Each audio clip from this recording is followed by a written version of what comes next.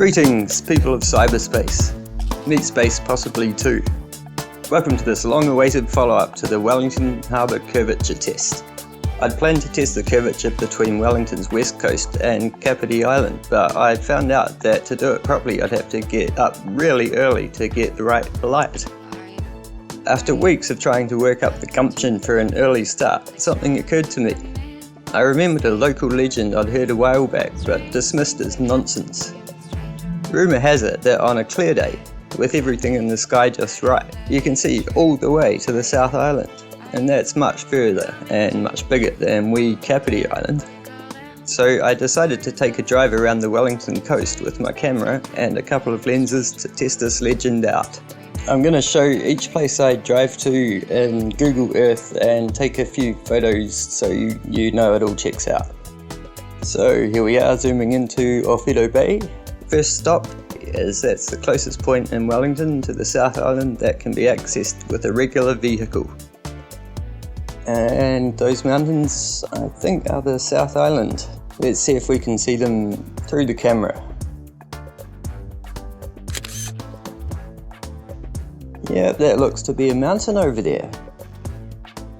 And through my telephoto lens, my god, it's the South Island. It's a pretty big mountain, that one.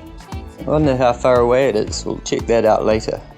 Now off to Island Bay, the west side of Island Bay. Very imaginatively named by the conquering Europeans, who the Māori called Pakeha, which translates roughly to white pigs. Very apt, but I will say this, the Māori did a whole lot better than most indigenous cultures. The dirty Pakeha didn't know what they'd got themselves in for when they came to New Zealand. And I think that's the same mountains over there. And yeah, I got my trusty compass just so you guys know I'm not lying. And look, I even got footage, a panorama of our lovely southern coast. And there's that mountain again. And my photo of the mountain.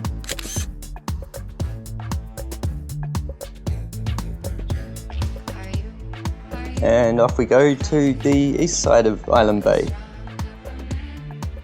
The Māori called that island Tapu Te Ranga, and it's said to be patoa, which is kind of like sacred.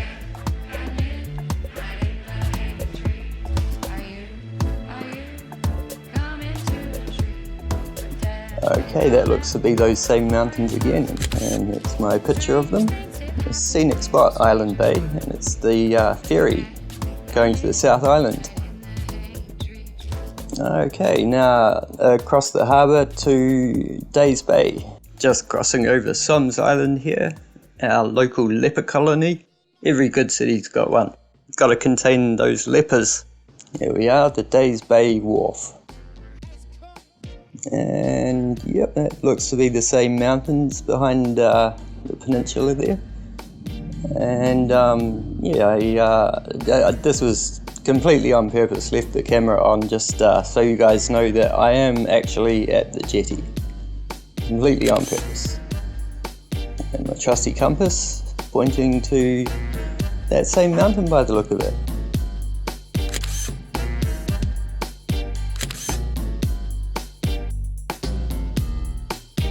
Let's go check out these mountains.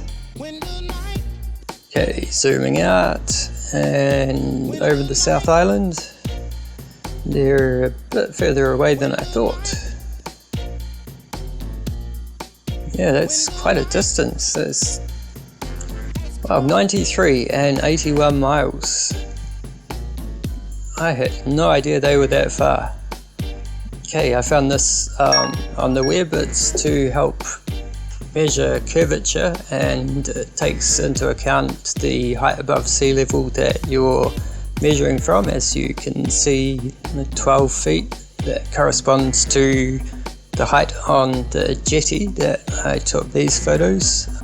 Wow, so from the Days Bay Wharf, Anakau should be obscured up to 1604 meters, so that only leaves 1,000 meters that we should be seeing, but it seems we can see pretty much all the way down to sea level.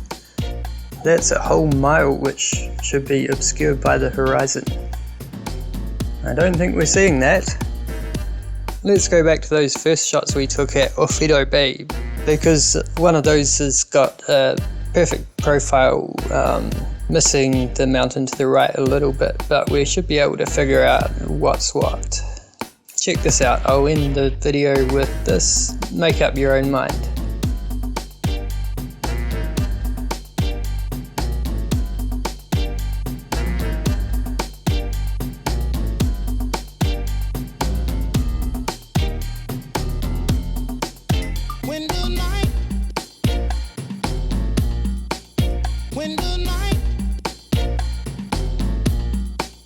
When the night